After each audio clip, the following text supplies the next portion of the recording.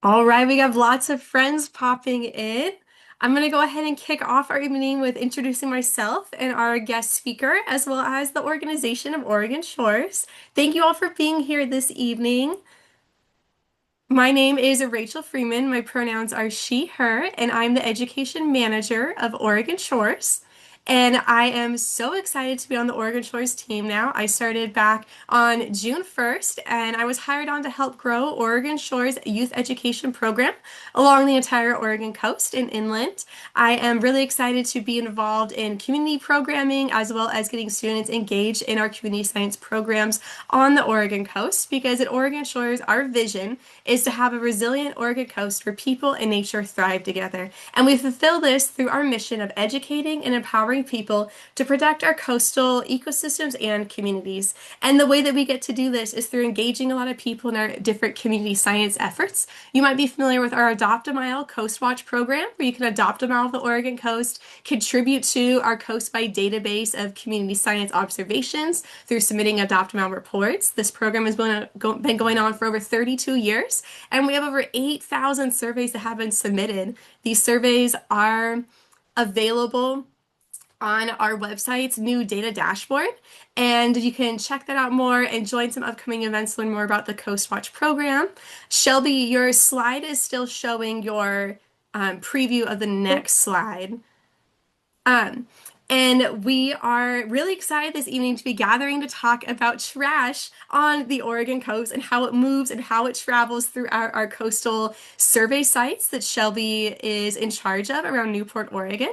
Shelby Smith is the Conservation Engagement Manager at the Oregon Coast Aquarium, and she is passionate about protecting our oceans and has built her career around studying seasonal patterns of marine debris. She leads, that looks perfect, Shelby, right there, that's it.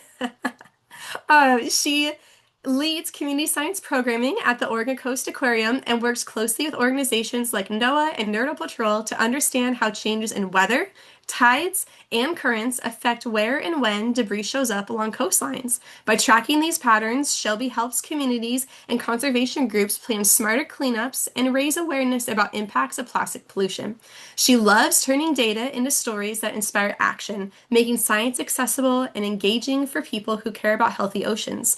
Whether on the beach or collecting samples or sharing insights with volunteers, Shelby's goal is simple: to keep our seas cleaner and safer for marine life. I'm so excited to have Shelby here with us this evening. Throughout the webinar, we encourage you to interact by submitting any questions that you have or comments into the chat. Myself and one of my coworkers, Denise Harrington, will be monitoring the chat. We will take questions and answers of Shelby at the end of her presentation, but feel free, write them in, react, give a thumbs up. You can also use the reaction button at the bottom to send, some clapping hands to welcome Shelby throughout the evening. I know we're in a webinar format where it's virtual, so we can't see you all, but we really appreciate you being here, joining in from various time zones, various locations around the world tonight to be with us and to hear Shelby's presentation.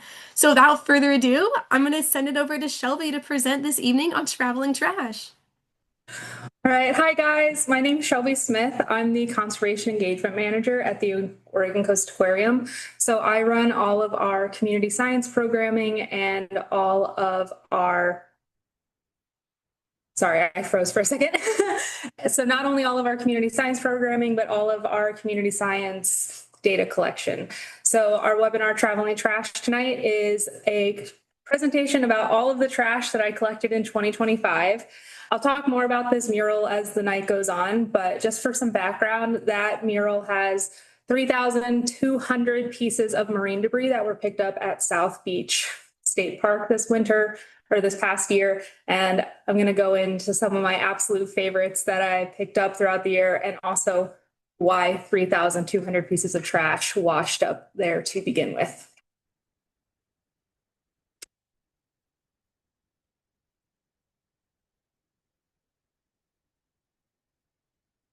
Oh no.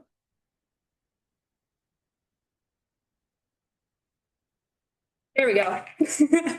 All right. So I began my career in Missouri as a cave guide and a biologist for Missouri State Parks. And while I liked the science and stewardship aspect of my job, I quickly realized the I loved the human interactions of outdoor education. After graduating from college with a degree in environmental science and a minor in conservation biology, I worked as I'm so sorry. I worked as the community education specialist for the Missouri Department of Conservation, providing educational and volunteer opportunities for 15 counties in Northwest Missouri.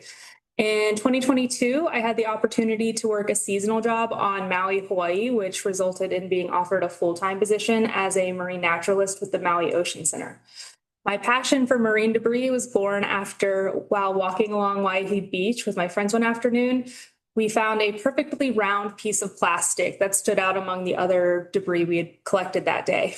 We had no idea what it was, but after countless people like, what is this? We found a friend at the National Oceanic and Atmospheric Association, and they very grimly informed us it was a nurdle, which I will speak extensively on this evening.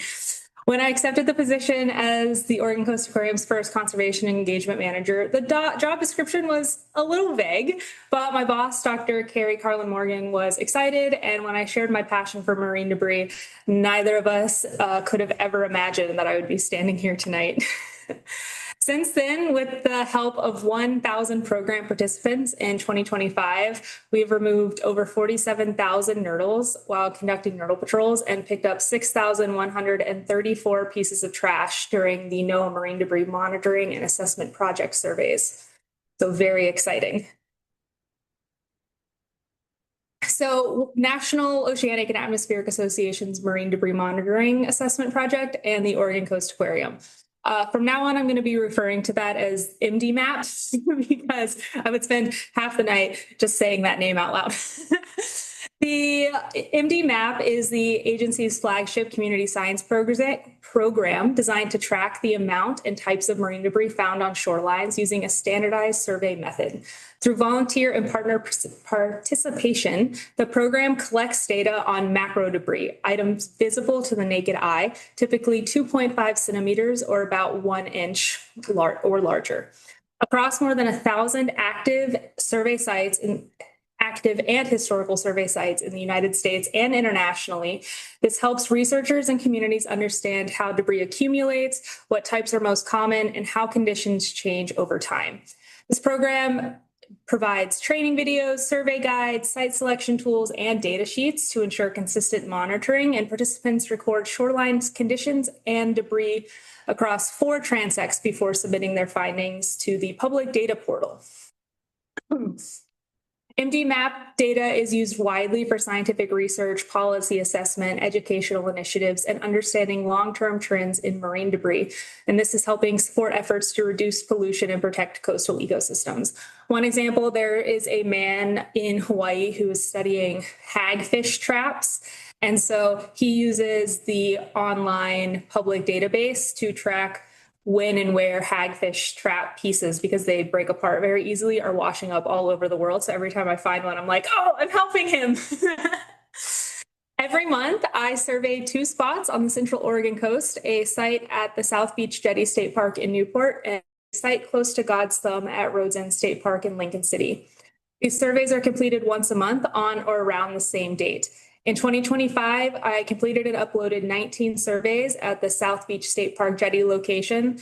And of those 19, 12 were the official monthly surveys, and the rest of the other 7 were done with community groups. There were 4 additional groups that came out to do surveys, but either their age bracket made them a little too young, or they really struggled to stay within their transects, and the data wasn't accurate anymore because of children. Children at the beach. You get so easily distracted. The next thing you know, Group A is building sandcastles and not collecting trash. So it was a very exciting year for the MDMAP program at the Oregon Coast Aquarium. Let's see. I keep losing the ability to switch slides. I'm super sorry. There we go. So 2025 was an exciting year. This mural holds 3,200 pieces of trash, and this was only during the once monthly official surveys. So this does not include the 7 other additional surveys that I did with groups. And this was only done at the exact same 100 meters of beach each month. Each survey, I use a random number generator to select transect. Each section of beach or transect is 5 meters wide. And you walk from the back barrier, or where the beach meets the dunes, the driftwood, all the way to the water line. So I go out at or around low tide so that I have the maximum amount of beach to survey. So anything 2.5 centimeters or about an inch larger is collected. And in this mural, you can see just about all 3,200 pieces. So this is the breakdown of the amount of trash I found each season. And I'm going to talk about why you see this U-shaped data set. Now, I will say March is an anomaly.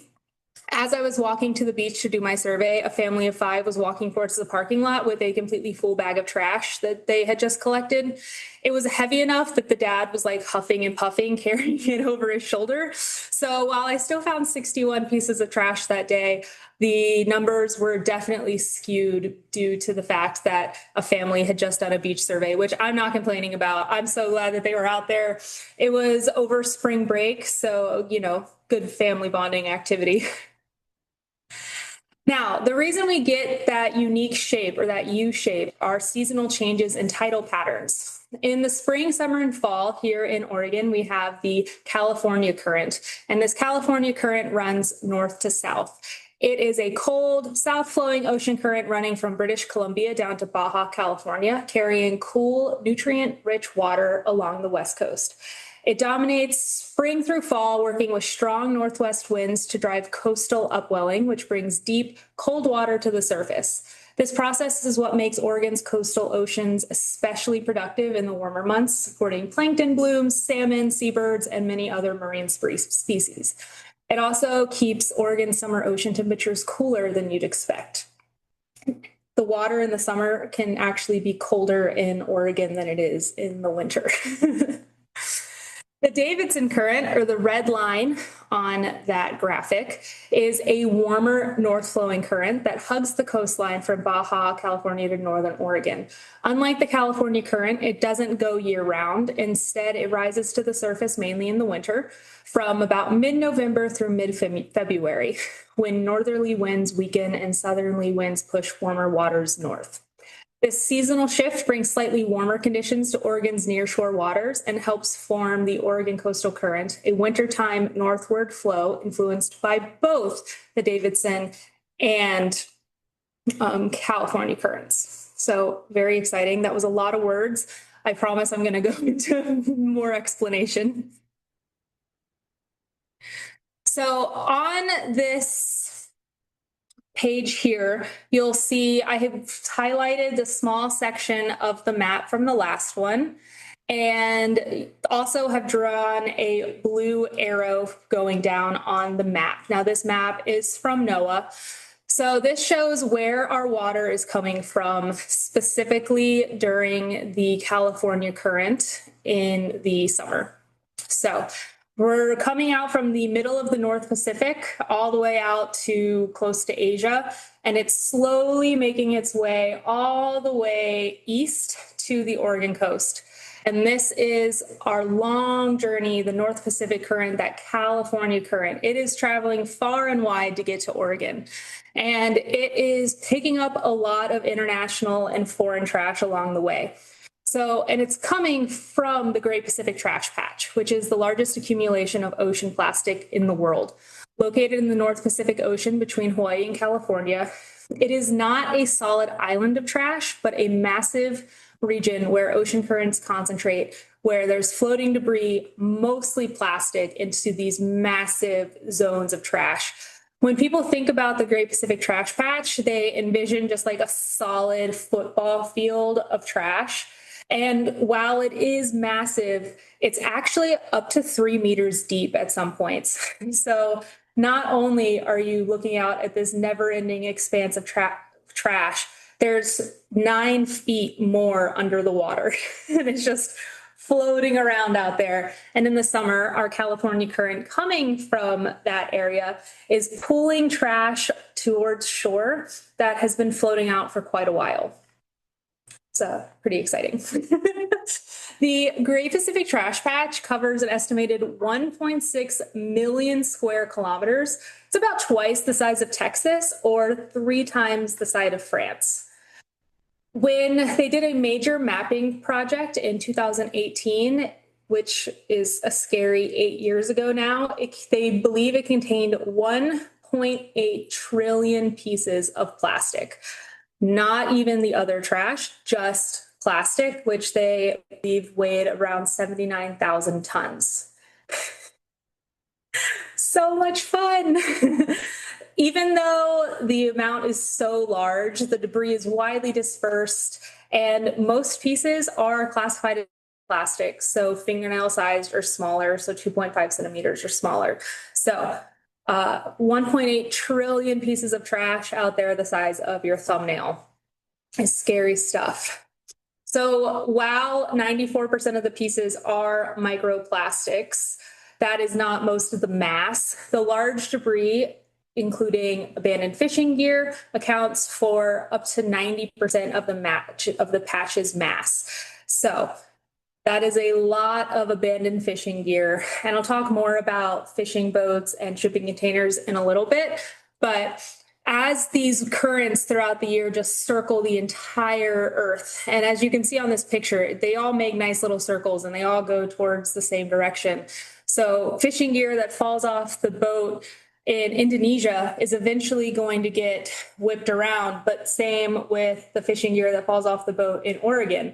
Eventually, it's going to follow the California current down towards Baja California, where it'll get swept up into the north equatorial line and make itself all the way over to the western garbage patch. So it's just a massive churning event out there all year round with trash coming from all over the world.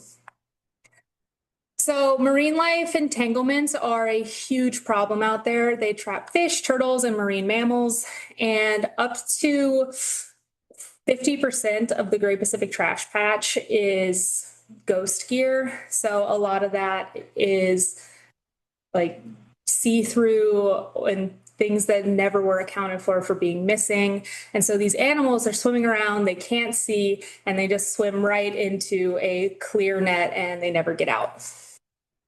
Another issue is microplastic ingestion. Seabirds are disproportionately affected by microplastics. Think about the albatross. It's going to go out and it's going to fly for 6 months after its first takeoff, and it needs to get food. And these guys are flying thousands and thousands of kilometers. So they make their way out towards the Great Pacific Trash Patch. They see things floating at the top that are colorful. They're like, oh, nice, easy, tasty snack. They grab it. Their stomachs can't digest that plastic, their stomach acid isn't strong enough, and next thing you know, with completely full bellies, they have died of starvation. So talking about the international trash that's coming from the Great Pacific Trash Patch, these are some of my favorite pieces of certifiable foreign trash I found in 2025. It is amazing what you can do with a lot of patience, Reddit, and if you're not worried about your search history ever going public, Google Lens and Translate. Honorary shout out to drawchinese.com, where you could draw characters, and it does its absolute best to translate the very squiggly lines that you are drawing into actual characters. At this point, if I didn't delete all my posts on the Reddit thread, what is this? I would probably be a top poster and commentator. But as this job has taught me, the internet is a very scary place. So I try to leave as little of a trace of ways to track me down as possible. And Reddit specifically has proven to be one of the most terrifying and informative websites ever created. No, that was not what I wanted. Sorry.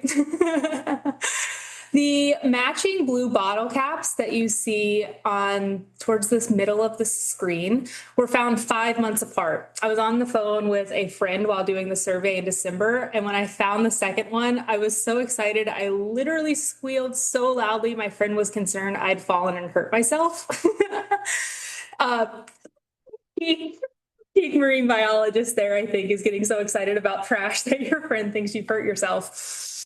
They are from one of the most popular drink companies in China called Master Kong, which sells billions of units of water, juice, and tea a year. These mineral water bottle caps seem to be the most common caps to wash ashore, according to the internet. But I'm holding out hope that maybe one day I'll find one from their juice or tea bottles. I'm always looking to expand my collection and make full sets.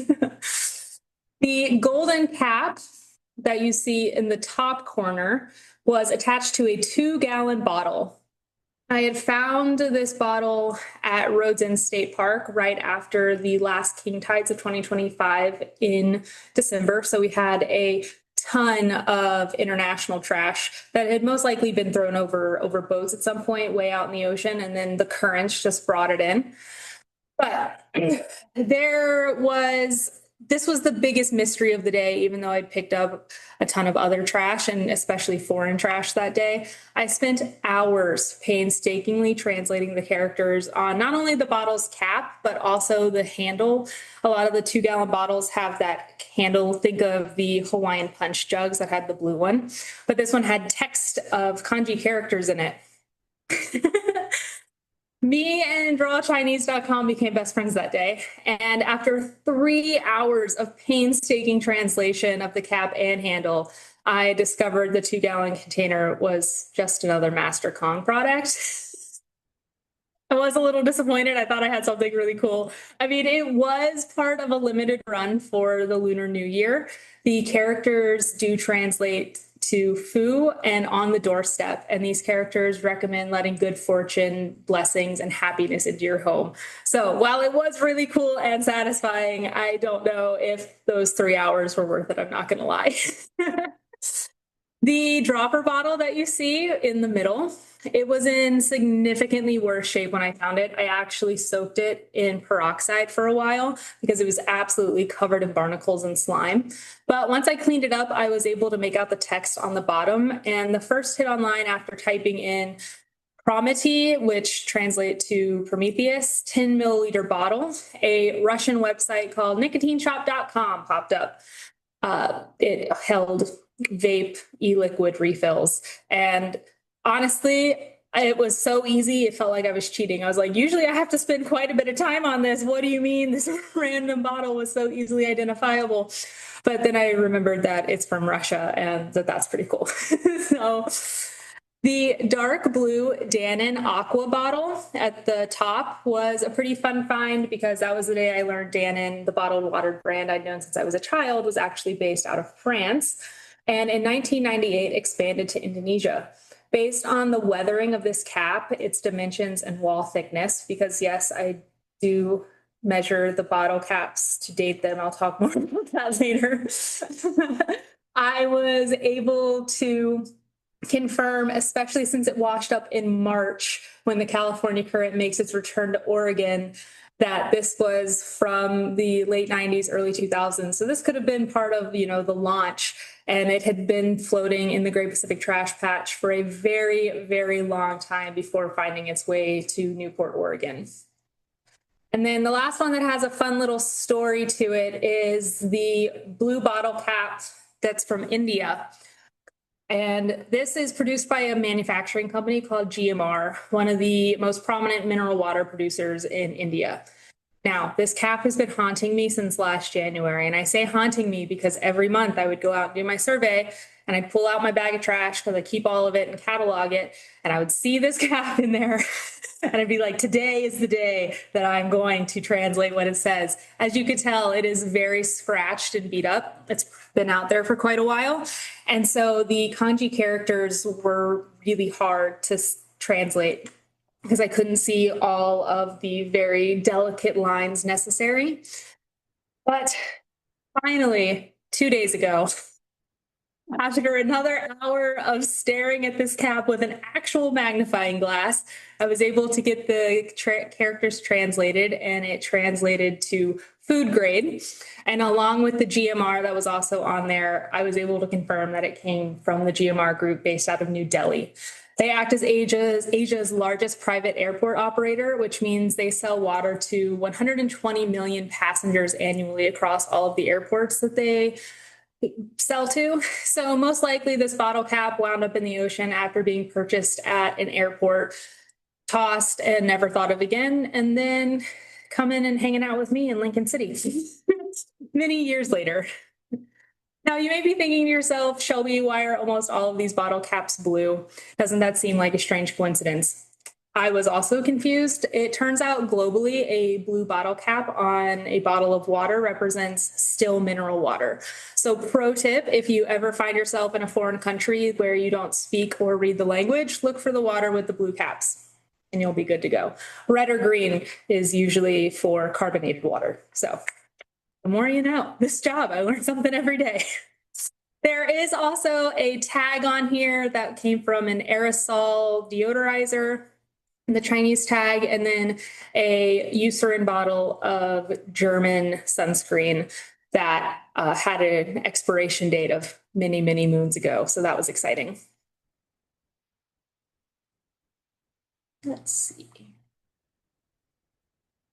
Okay, so on the screen, you'll see a photo of South Beach State Park at the jetty from the starting point of my survey that I took on February 25th, 2025.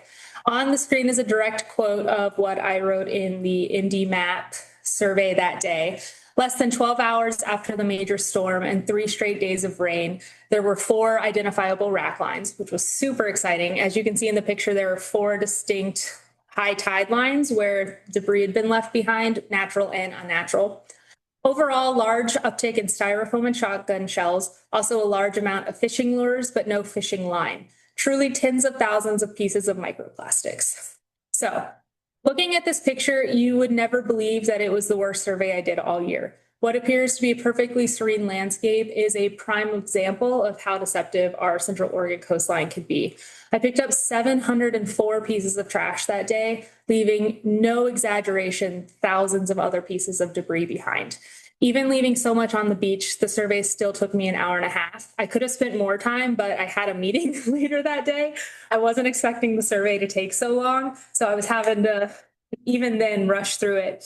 It was an eye-opening and disheartening day, but also a lot of fun because, as you'll see on the next slide, I got to spend 6 hours processing all of the trash that I picked up that day, all 704 pieces. It ended up being 8 composites, which are what we call the photos of all of the trash that you see on the screen. It ended up being 8 of those. Those are poster board sized pieces of paper, so they are quite large. And it was a lot of trash. And that 704 pieces is just the pieces that ended up being 2.5 centimeters or larger. There were hundreds of other pieces that, as I was measuring, just didn't hit that cut. So they didn't make it on the composite board. I may have shed a tear that day. It ended up taking me like 2 days to sort through all of it and take all the pictures because it was just such a high volume and seriously overwhelming. So I also do a survey every year, every month at Rhodes End State Park. And as you'll see on the next slide, November was not an accurate representation of the amount of trash found on the beach due to natural weather phenomenon. But this one also typically follows that U shape. We spike in the winter, goes down in the summer, and then starts to come back up in the winter. So this is our changing coastline. And this is part of the why there wasn't very much trash on the November survey. If you regularly visit places, it's easy to miss how dramatic the seasonal shifts impact our coastlines. But these photos show us just how powerful the Davidson Current and our king tides can be and how much our beaches change every year. This first picture was taken from the summer on August 8th. And as you can see, the beach was mostly sand with a width of 77 meters from the low tide water line to the boulder back barrier. That's a lot of beach, right? Just never ending sand. It was a glorious day. The last picture was taken on December 9th, 2025. And as you can see, the beach is now completely covered in a layer of rocks and only has a width of 13 meters from the water line to the back barrier, also at low tide. This major formation shift happened between November and December. You can see that in October, some of the logs had started to wash up. Our tide lines started to get higher starting in October. But that first king tide hit the first weekend in November, and it shifted all of those rocks on the beach a quarter-mile northwards. I am walking to the beach to go to the survey site, and I'm with a volunteer that's going with me. And out loud, I literally say, there's usually a ton of rocks right here that lead to where the survey site is. And as we get about a third of the mile down the beach, I find all of the rocks in my survey spot. And I also find 50 people digging through the rocks because there are so many agates and people are looking for shellfish and having a great time, which is incredible. But that also means they all had little bags of trash that they had picked up. So not a very accurate representation of how much trash was actually on the beach, especially due to the king tides and more debris washing up at that time. But talk about a dramatic change in our coastal landscape. So August, September, October, king tide hits, the rocks wash up. December, the second king tide hits. Way more rocks are moved even further down the coastline. The beach is just rock.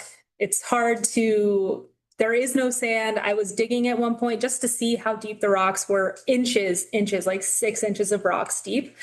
I went back on the 9th of January, and there's the beach again. So when I say that these currents are powerful, that they are moving and grooving, and that this Davidson current is nothing to like mess with, and that the king tides are unimaginably strong. The ocean, she is powerful. She is terrifying. She can take you out without even thinking about it for a split second. The rocks that started appearing in November are completely gone, and the low tide water line was 47.2 meters from that water line to the boulder back barrier. Talk about, I'm just going to go back to that last slide, such a dramatic change in 1 month. The last king tides of the season did happen just a couple days before this in January. So, yeah. Pretty crazy stuff.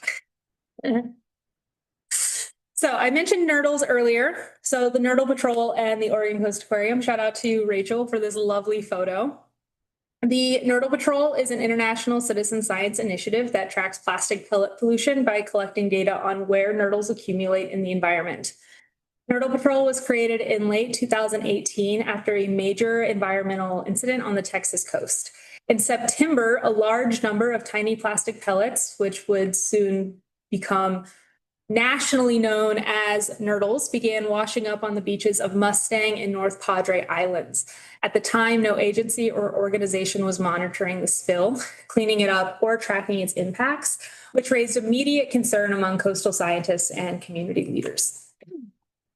Seeing a gap in response and accountability, Jace Tunnel, a coastal scientist at the Hart Research Institute based out of Texas A&M in Corpus Christi, decided to take action. He founded Nurdle Patrol in November 2018 as a citizen science project to document how widespread the pollution was and to involve the public directly in addressing the problem. The initial goal was simple: find out how far the nurdles had spread, understand how long they would remain in the environment, and begin removing the pellets so wildlife wouldn't ingest them. Within just a week of the spill, a small group of 5 volunteers started conducting the now standard 10-minute surveys to count pellets on local beaches. They soon called themselves Nurdle Patrollers. Interest grew extremely quickly. Within 3 weeks, more than 300 volunteers across 5 Gulf states and Mexico had joined in, all wanting to know whether the pellets would reach their beaches. This involvement made it clear that the issue was far larger than a single spill. To support the rapid growth, Jace launched the nurdlepatrol.org website, enabling volunteers to submit data and instantly visualize pollution patterns on a map, which I will show you guys in a couple minutes. The project soon expanded into a worldwide campaign aimed at identifying the sources of pellet pollution. This is not just one company. This is not just an international problem. This is a United States problem and a global problem.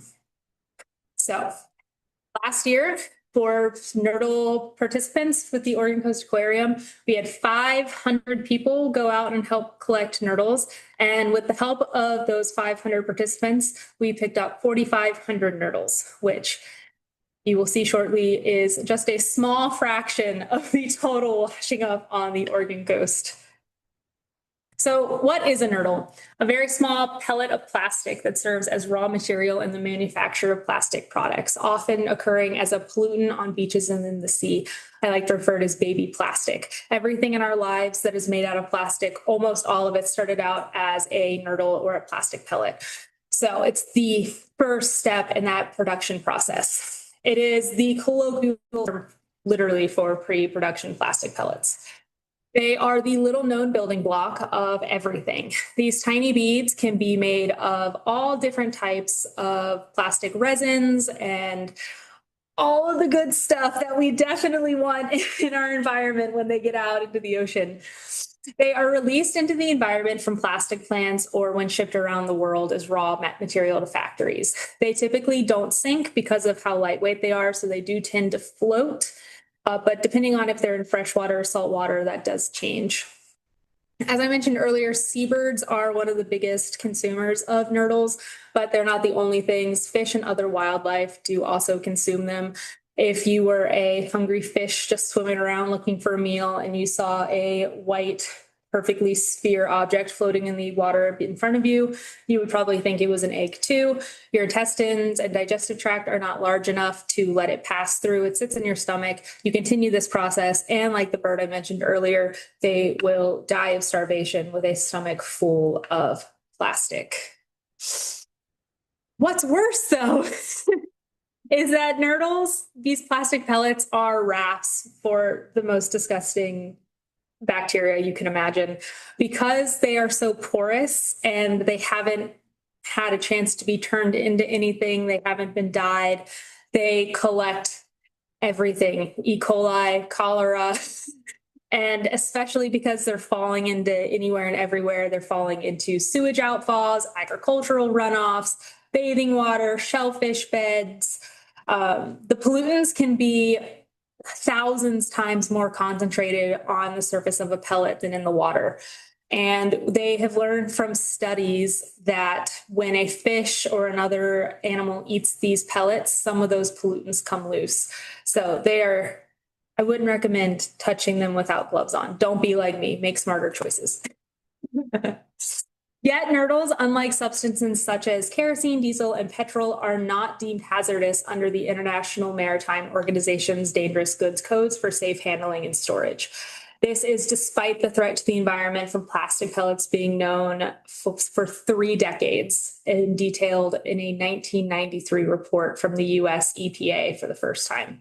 So we know this is a problem, we've known this is a problem, and we're not doing anything to fix the problem or protect any of us.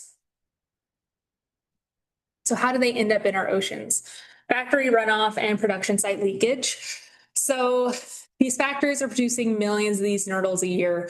Honestly, some of them can produce 1 million in a week. Like, they are moving and grooving.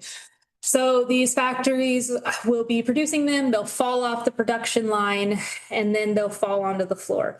Now, this is not the fault of anyone, especially the everyday Texans who are not having much of a say in this, but in Texas specifically, there are no catchment system laws.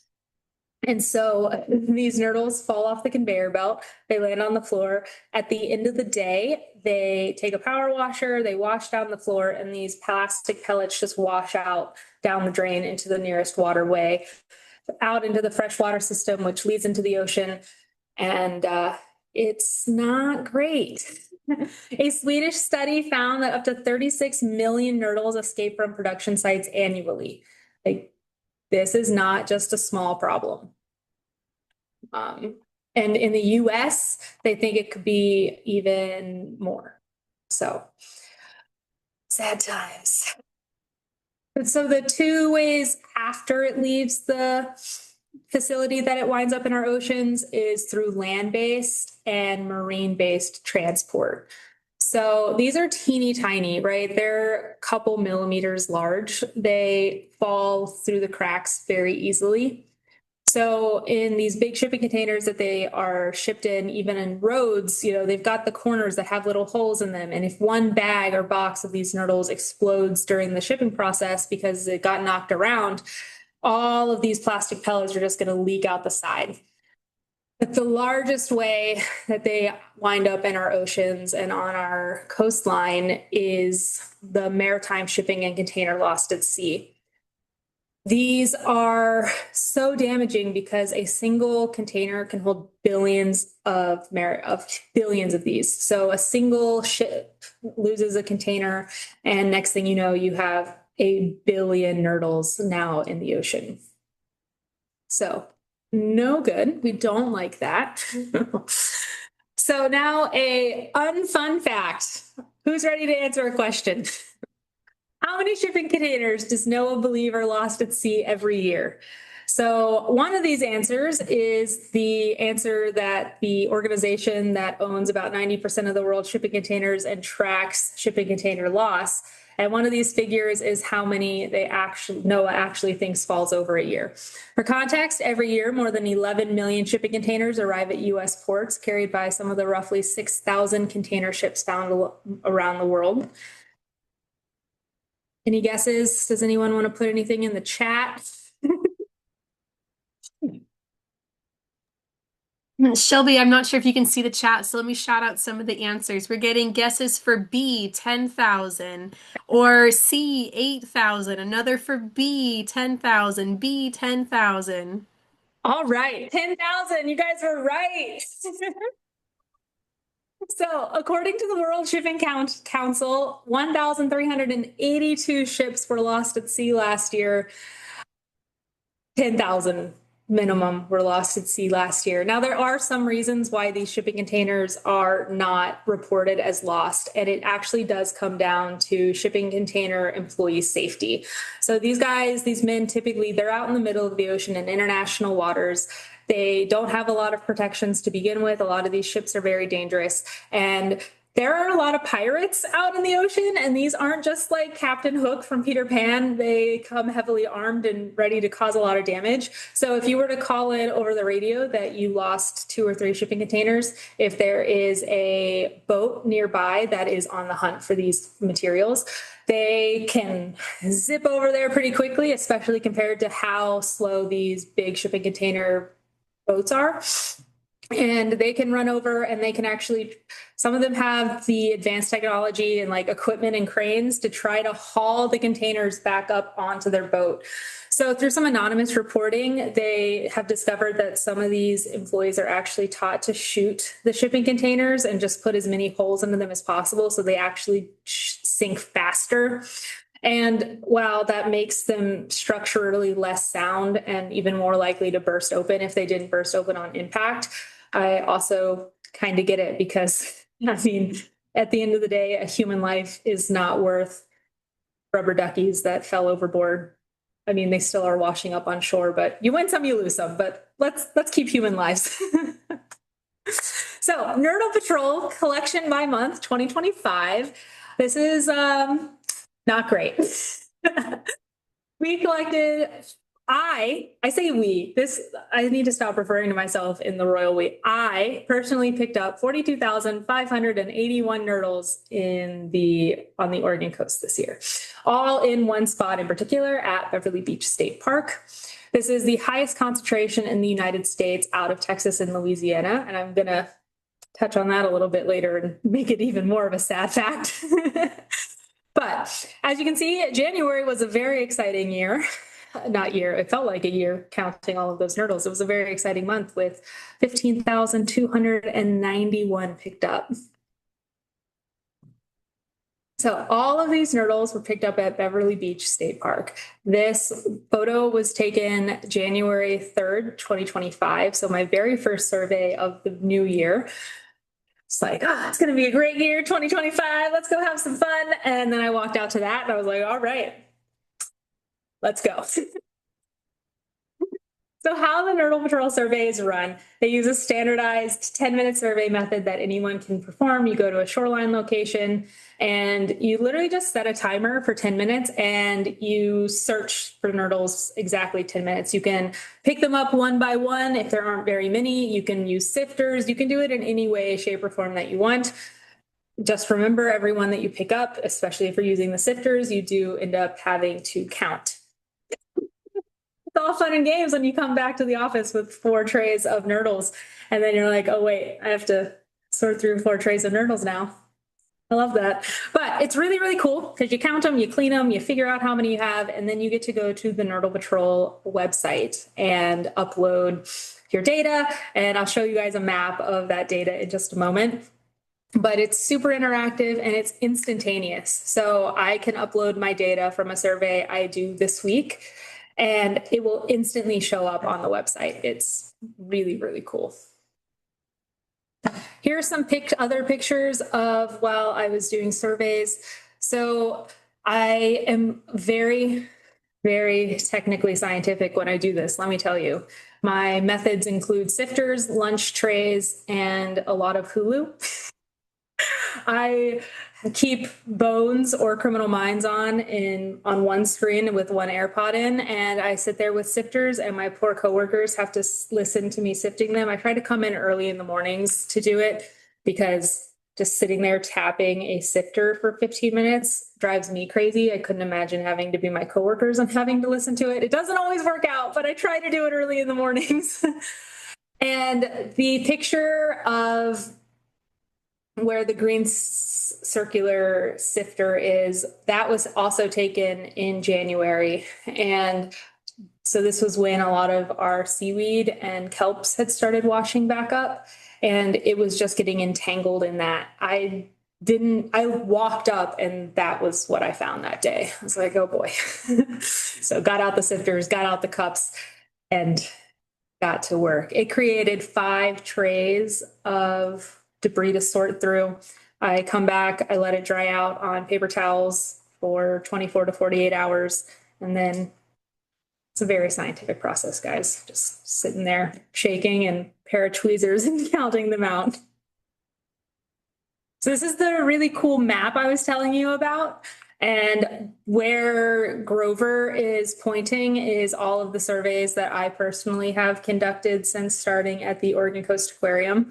So every dot on this map represents a nurdle survey that has been uploaded to the Nurdle Patrol website. The purple dots represent surveys where more than 1,000 nurdles were found during the 10-minute survey.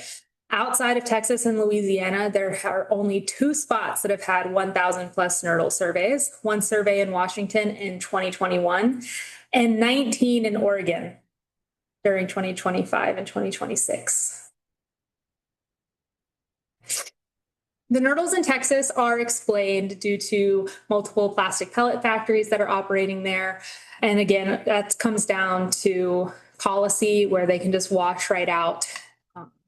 There's a beach around Corpus Christi that locals have dubbed Nurdle Beach due to the vast amount of nurdles that are constantly washing ashore.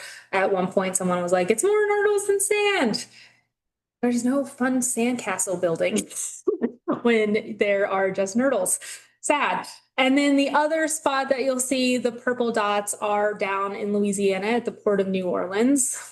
And those actually came from 2020. And then the most recent one where they had 1,000 plus survey was in 2022. But in 2020, there was a container spill in the Port of New Orleans in Louisiana. And so the nurdles had fallen out of the shipping container. So they were able to easily track what had caused that, which means that little old Newport, Oregon at Beverly Beach has the highest concentration of nurdles in the United States for no known reason. We, to our knowledge, do not have a plastic pellet production factory. We do have factories that produce plastic products, and those do come from pellets, but we're not producing them here. And so I'm currently working with Oregon State University's microplastics lab.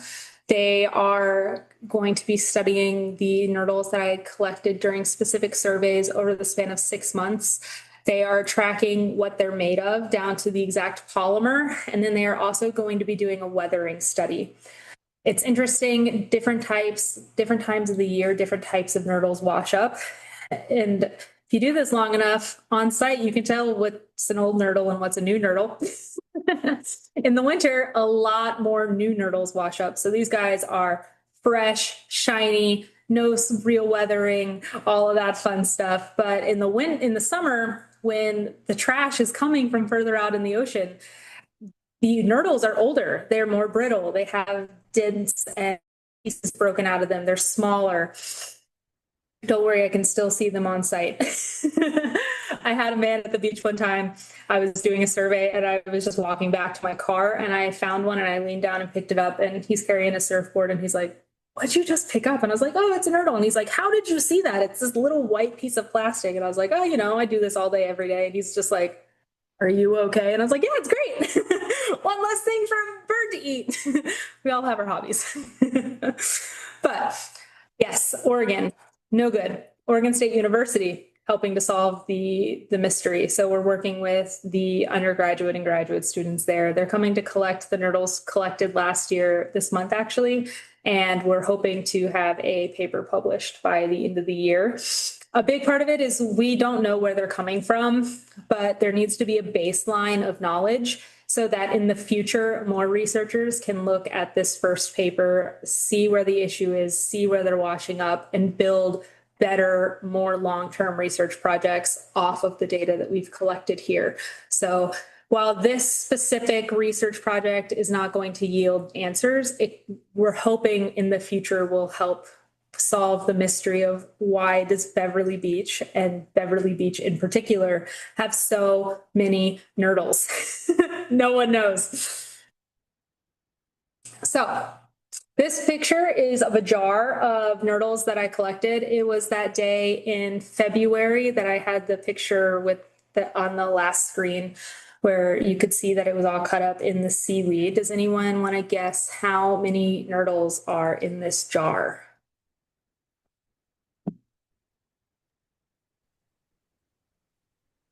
We've got a guess D from Sylvie. We'll see if All anyone else right. pops a couple in, or you can go ahead. Another for D. Yup, Sylvie, D you killed again. it. 5,928. I also sunk down onto the floor of my cubicle and cried. A single Are tear too. are you counting? Are you counting by weight? So I originally was doing estimates on them, filling up a little vial, but I then was speaking with Jace at Nurdle Patrol, and he's like, "I have some questions. These are some really large numbers. How accurate are they?" And I was like, "They're very accurate. I promise I'm not just adding zeros." And because we realized how random it was that this many were washing up, we learned that it was important to be as accurate as possible. So I really do sit there and count 5,928 nurdles by hand. We admire your dedication. I've gotten really good at it. I can sit there with my little tray and my tweezers and I can pop out rows of 10 probably 80% of the time. It may Nice. look like I'm doing illicit activities. Don't ask questions. All right. So back to this mural. So in this mural are all kinds of pieces of trash. And I'm going to talk about a couple more of my favorite pieces, not just those ones that came from far away. So our first slide, our first piece of trash, this is there we go. This bottle cap, this yellow one. I'm going to play this video really quickly for you guys. I really hope it works.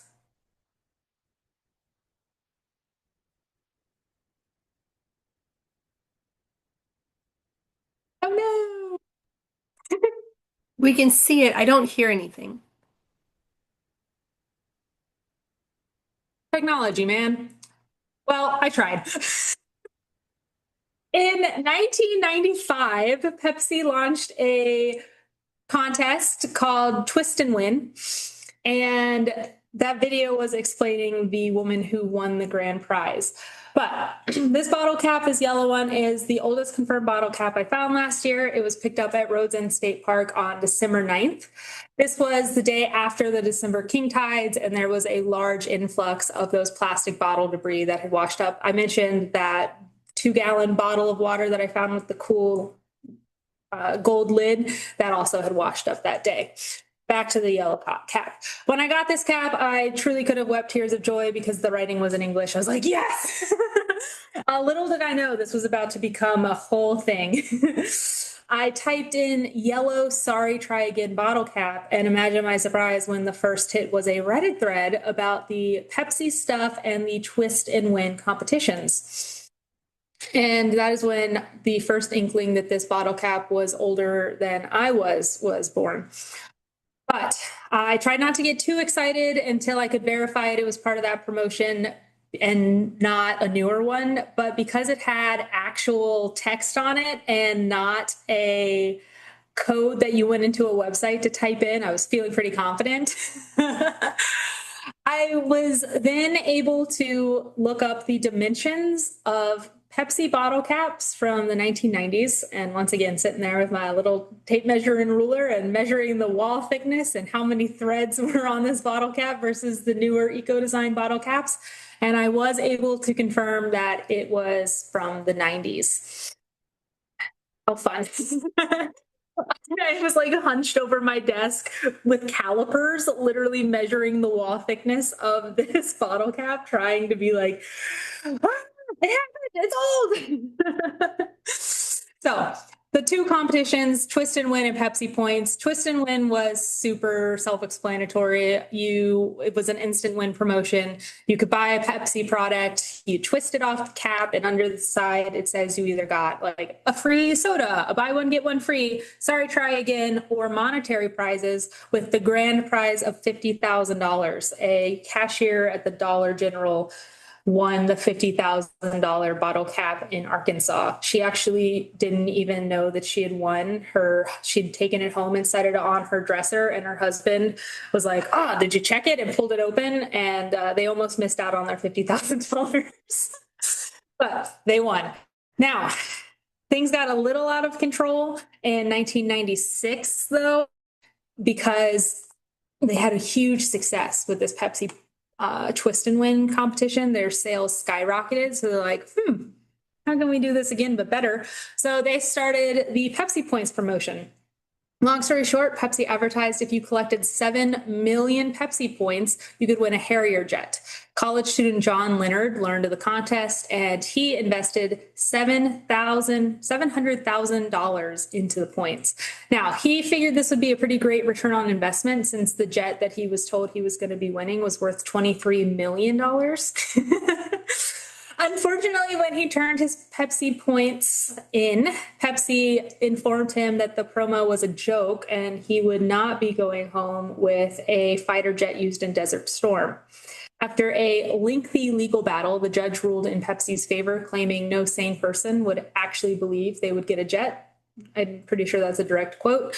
But the only question I have is, how much did Pepsi pay this judge? If you run an advertisement saying you will win this jet, I'm going to believe that I could win the jet. The craziest thing is they actually continued this promotion and continued running that ad for over a year. They just added a disclaimer on it that you won't actually be winning a jet. So this poor kid lost $700,000. He had investors and everything. Like he was a business student, I believe. So he was ready. He now has a Netflix documentary called Pepsi Where's My Jet? So I'd still be bitter though. And once again, Reddit is a terrifying place. I was able to track down a yellow bottle cap of the Pepsi Stuff Pepsi Points bottle from 1996. This bottle was produced in 1996. Why someone has been holding on to it for this long, I don't know, but I put that bottle cap in on the vintage Pepsi Reddit thread, because there's a thread for everything. And a man responded to that, which then took me to his antique shop on Treasure Valley Antiques, where he was selling it for more money than you want to know. Next, we have this iconic piece of styrofoam and the lovely Roblo. So you may recognize this styrofoam as something that you had on cups back in the mid 90s to early 2000s. It turns out that this is called the jazz pattern styrofoam. This piece of styrofoam was found by a Girl Scout troop July 24th at South Beach State Park. The young girl who found it had no idea what she had found. And the next day, when I was cataloging the trash, I reached out to the troop leaders and we all had a good laugh. Just because, like, how iconic is that? As soon as you see it, everyone's like, oh, yeah, I totally know what that is. What? That's still out there? It turns out they didn't lie to us as children. Styrofoam really does last forever. And since it washed up in July, again, we're following those currents, we're following those water patterns. This had definitely been floating out in the Great Pacific Trash Patch for a very long time.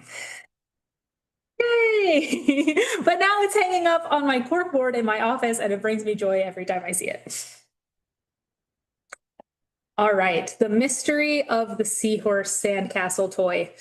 This one was definitely it took me a while. It took me finding it twice before I was actually able to truly track down where it came from. So these plastic sand toys have traveled over 6,000 miles to reach Rhodes End State Park in Lincoln City, Oregon. They are a very unique piece of sand toy because of the plastic they're made out of is very, very flimsy. So right off the bat, I was able to confirm this isn't, it's even flimsier than like the Family Dollar brand, the Walmart brand, the Target brand, all of those. And it had a very unique eye on the sand toy where a lot of them will just have a sticker or just one like pupil situation going on. And so I was very easily able to use Google Lens to figure out what they weren't. And I found the second one, November 9th, also at Rhodes End. And I was like, okay, this is the second one I found. I'm going to figure out where these things are from. It took a while, but I was finally able to track it down to a toy manufacturer in Turkey. So these have traveled all the way from Bursa, Turkey. It comes part of a 5-piece set, and the seahorses come in 3 colors, red, green, and blue. I found the red one on January 9th. I am so close to completing the set. Like, is it bad that I kind of want to find one more? Where's the blue one? Let me complete the trifecta here. But my best guess is that there is a store in Lincoln City that sells this set of toys. It comes with a sea star, a boat, a rake. I don't know what the odds are of only finding the seahorses, but hey, it's a cool story. And one of them, oh no, did I freeze? Okay, there we go. And one of them is hanging up in my office. I just have a wall of a shrine of trash. I love it. It's honestly like a badge of honor at this point because, I mean, me and Google Lens, we went way back on this one. Turkey, how exciting. Okay, this was the heartbreaker, guys. So what you're seeing is a picture of a replica 1973 Volkswagen. I have a typo. This is a bus, not a bug seatbelt hanger hook. That's a mouthful. I found it in February 2025, and I could tell that it was old just from the discoloration and the weathering and the pitting of the plastic. After an hour of fiddling with Google Lens, I was able to get a potential match to the 1968 to 1977 Volkswagen bus seatbelt hook in white. Yeah, an hour. It was a long time. I looked through a lot of pieces of plastic. I posted it to the vintage VW bus Reddit thread, and within minutes, my suspicions were confirmed. A man, we'll call him Robert, reached out to me just 7 minutes after I posted the picture, offering $500 for the piece. It turns out there are almost no remaining original plastic seatbelt hanger hooks, and finding one in white, which was apparently the more uncommon interior color, is nearly unheard of. The man asked to set up a FaceTime call to confirm the part. I used the aquarium Zoom. I did not give a random stranger on the internet my phone number. But he was very quickly shattered, just like the man in this GIF, when as I was holding it up to the camera and rotating it, it snapped in half. While I explained to the man I wouldn't have sold it to him anyways, it was still a devastating loss. I don't quite know why he was offering $500. There are some similar ones on eBay right now, but instead of two holes, they only have one, but you can get them for $40, including shipping. So maybe the ones with one hole are more common than the ones with two holes. I don't know. Either way, it wasn't that day for poor Robert. Um, I literally saw this man's soul like crumple in front of my eyes. I really did feel bad for him. Since it broke before it was 100% confirmed, I hadn't taken the composite photo of the trash yet. And after it broke, I deleted the photo from my phone and the Reddit post. So only Robert and I have the heartbreakingly hilarious memory of a piece of plastic that was at least 50 years old. I hope he's doing well. He was really going through it that day. All right. Now, as Mr. Rogers says, it is a beautiful day in the neighborhood because not only do I find international trash, I find a lot of trash from all over Oregon as well. Oh no. Okay, we're back. Cool. I find trash from all over Oregon and Central Oregon specifically as well. I've spoken a lot about how far trash travels in our oceans, how long it floats before washing ashore, but I find receipts, dog toys, soda cans, and clothing. It's not every day I get to track the trash back to its exact owner or uncover an even larger mystery, which everything on the screen represents. The first piece on the top right corner is by far the largest mystery I've come across in my over a year of deep, really deep diving into trash. What you're seeing is a fragment of a pin I found on May 18th, 2025 at South Beach State Park. I was super excited to get back to the aquarium because I was like, it has an address. I'll be able to track it down. I pulled up Google Maps, excited to learn what business it came from. Imagine my surprise when I learned that not only was there not a business at that location, but the address didn't exist at all. 2698 Highway 101 South in Coos Bay, Oregon is the closest you'll get, and even that is an empty lot. I have so many questions. I was down in Coos Bay for a conference and I actually put the address into my phone to try to figure out like maybe Google Maps was messing up. So I tried Apple Maps and it's still the closest thing was 2698 and it was an empty lot looking out into the river and estuary. Bummer. The orange tag down at the bottom, I soon realized was a snap-in flat tag lobster pot tag from the band Top Me Products, a lobster trap accessory company based out of Brunswick, Maine. If you ever need proof that the internet is a terrifying place, just take this story into account.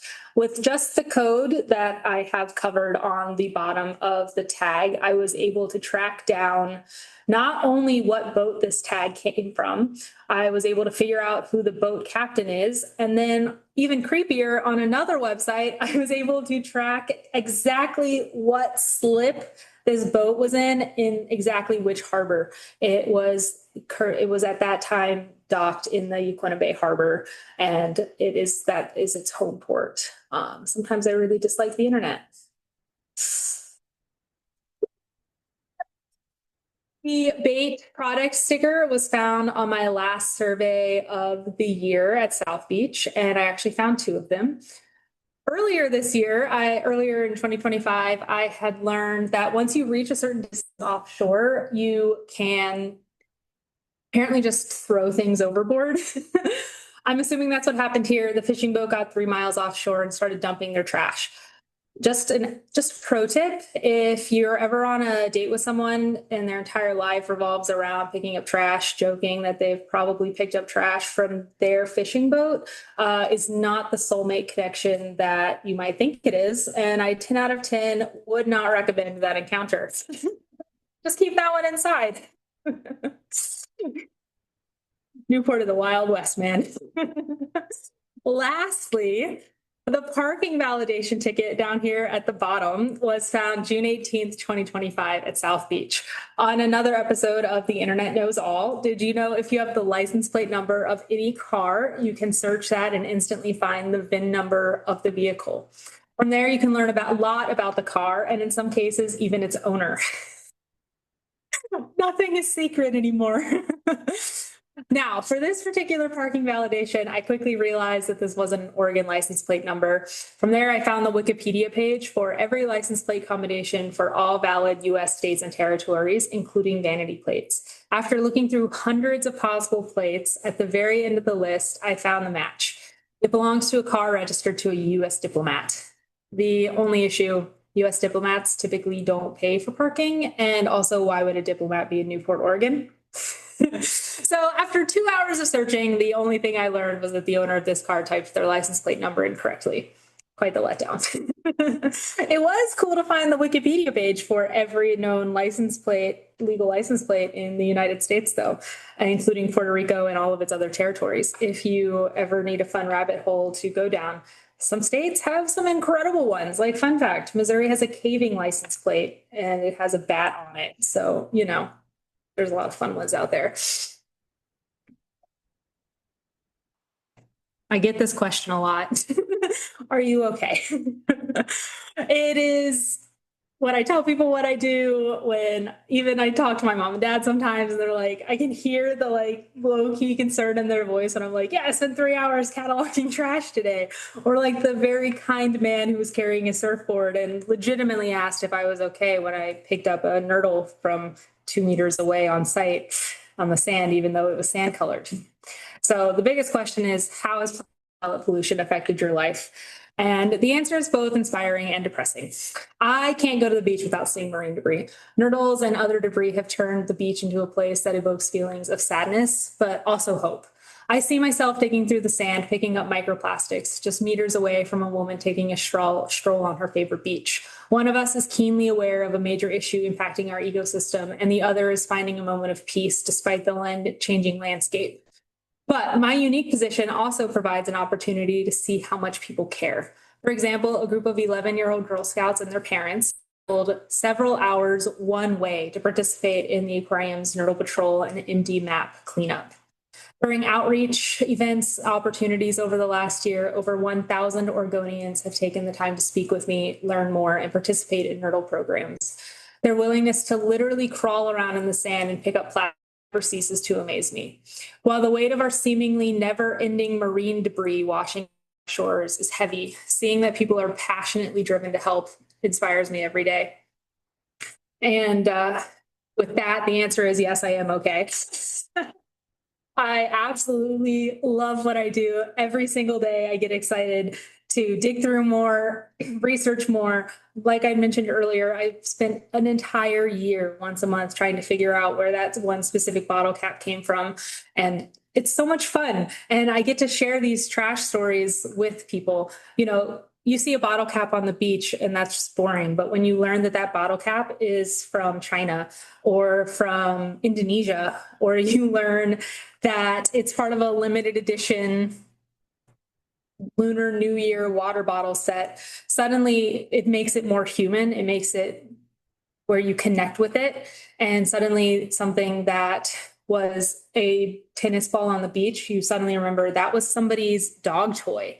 I found a pair of flip-flops that were a matching set, except for one shoe was larger than the other. I'll never know the story behind that one, but interesting. Some of these things that I find are someone's absolute best days. I found confetti poppers one time. They were out there celebrating something. They've been littered, so, we'll take the L on that. But they were out there celebrating something incredible. Someone's lunch walk, someone's afternoon stroll, a kid's best day at the beach. Another time I found a pair of little kid Crocs, knockoff Crocs at Road's End, and I could just envision the entire scene unfolding in front of me.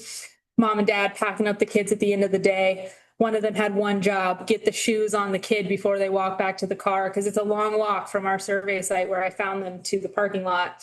And you just know for a fact that they got to that car, and they buckled that little girl into that car seat, and whoever noticed that they didn't have their shoes on, silent treatment the whole way home. Right? It's just these little things. And suddenly we're all much more connected. The world isn't nearly as large as it seems like it is. And it's also a reminder that the world is vast, but Like we as humans are so fragile and our lifetimes go blink before our eyes. And I'm finding bottle caps out here in almost usable shape that are older than I am. So it's crazy when you think about it that way. And that's what I get to do. And that's what I love about my job every day. So I know you're thinking, I've never met anyone so passionate about trash either. But it is wonderful. So from there, besides that, are you okay question, does anyone have any questions for me? Thank you so much, Shelby. We do have a few questions that have been written in, and if anyone has more questions to ask now, this is your webinar participant, your open Q&A time with Shelby Smith. But I'll start with a few. Someone did mention, Denise actually mentioned that Jetman from Pepsi Where's My Jet was in a Super Bowl ad last week, she said, and that he finally got his win. So I'll have to go looking up the advertisement for that. Then we also did have someone ask, is there a sifter with a long handle that you can use when collecting nurdles so you don't hurt your back? Or I'll extend it to say, have you created any of your own tools specifically for the niche work that you do? So I did work with our husbandry department to try to make some different types of sifters. Unfortunately, because our sand is so wet all the time, a lot of sifters don't work. Even the sifters, those green circular ones that I use, they're just standard sifters that fit on top of 5-gallon buckets. I'll fill it up and then I have to walk them to the creek and wash them out to get the sand out. I've tried longer things, I've tried shorter things, and the best method is literally just hands and knees on the ground, scooping up the top layer because I tried like different tools as well, and it was picking up too much sand, not just that top layer of debris. So I was getting even more sand, which was filling my sifters and causing even more blockages. That's Sometimes such a the, tricky balance. yeah. Jess wrote into the chat, you mentioned that the MD map debris peaks align with the timing of the Pacific Garbage Patch debris. Do the Oregon Nurdle surveys follow a similar pattern? Yeah, so the aging of the nurdles match that, the weathering process. So in the summer, the nurdles that are washing up are there's significantly less of them, but they are so much older. Like huge chips taken out of them, discolored, because a lot of them start out as this very uh, white, clear color. And so when they've been in the ocean for a long time, they get discolored into a grimy yellow color. And so those are pitted, nasty, crumbly yellow pieces. So yeah, even the nurdles washing up in the summer are older. We have Kayla asking, what are good ways to clean marine debris to make it usable or safe for art projects like murals? So all of the marine debris that I collect, I wash with Dawn dish soap and just regular tap water. I just have a nice big bottle and just squirt it over it and I rub it off. And except if I have flimsy pieces, I'll wash that more by hand. And then I'll just take the hose here at the aquarium and run it through. I don't bring any of my trash inside the aquarium until it's been cleaned, just because we don't want to risk the spread of any fun beach-borne illnesses like avian flu. So yeah, once we do it with Dawn dish soap. When I'm trying to get barnacles and really sticky stuff off, I'll soak it in hydrogen peroxide or rubbing alcohol. But yeah, typically Dawn does the trick. You've got the cleanest trash around, it sounds like, after all that. Yeah. It's crazy. It still doesn't look that clean. I'll be standing out there with a scrubbing brush. I used to have to take some of it home because it was so dirty and I would like Whoa. scrub it in my sink. Oh my gosh. It The still looks dedication, so dirty. unmatched. Ava is asking, do you have any recommendations for legislation or policies the public can support to reduce nurdle or plastic pollution in waterways? So as a employee of the Oregon Coast Aquarium, due to our 5013C status, we are not allowed to promote any legislation or any of those types of things to keep our nonprofit status. But OSU, their microplastics lab has a lot of resources. They're working on a dryer lint catchment system right now. You can also check out Environment Now, Environment Oregon, and even the Nurdle Patrol website. And they have lots of links, and the PIRG Public Interest Research Group, and they have lots of information about ongoing active legislative acts that you can look into and participate with. Perfect, thank you. And I have a couple events, Ava, that I can recommend to you that Oregon Shores is hosting this week, actually, for a policy Thanks. action that you can take. Any other questions from anyone in our audience here this evening for Shelby?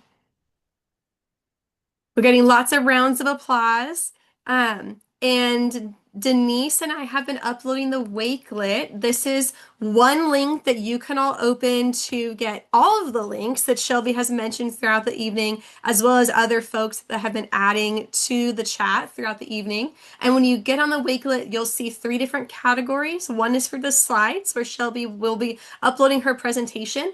And then there's another one for the marine debris program relevant links and then shared resources. So they're long columns. So just scroll and you will see all of the links, even including the Netflix documentary, Pepsi Where's My Jet, which I do highly recommend because I watched it the last couple of weeks after Shelby recommended it to me with that yellow bottle cap story she shared.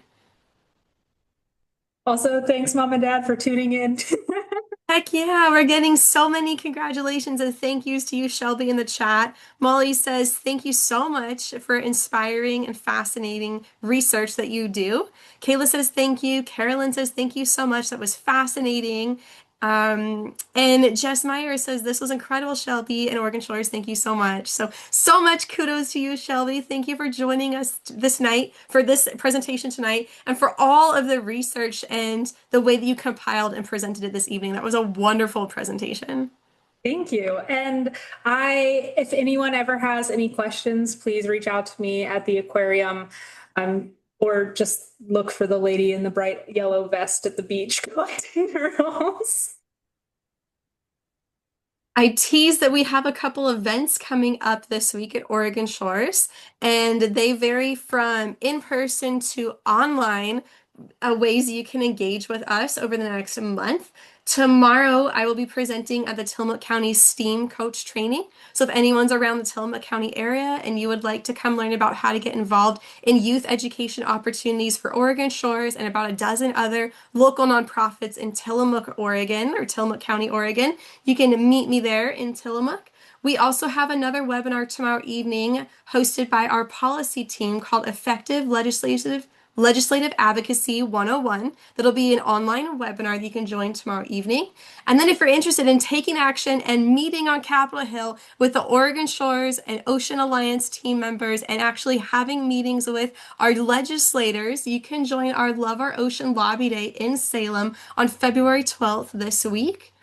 Coming up on February 21st, Denise will be hosting a mile meetup at Nadona Beach in Rockaway, Oregon, where you can walk a mile of the coast with Denise, look for marine debris, probably find some nurdles, send a photo to Shelby and say, hey, I found a nurdle. I'm hooked on nurdles just like you. It'll be a really fun event. And then coming up on February 28th, we are going to be having two events on the same afternoon to celebrate the 10-year anniversary of Cape Falcon Marine Reserve. We're going to start with a Ask the Expert panel presentation in person in Nehalem, Oregon at NCRD.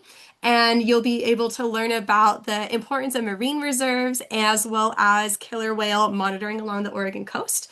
And then we'll be going out to the Neocani Mountain Overlook viewpoint to have a Searching for Killer Whales watch party.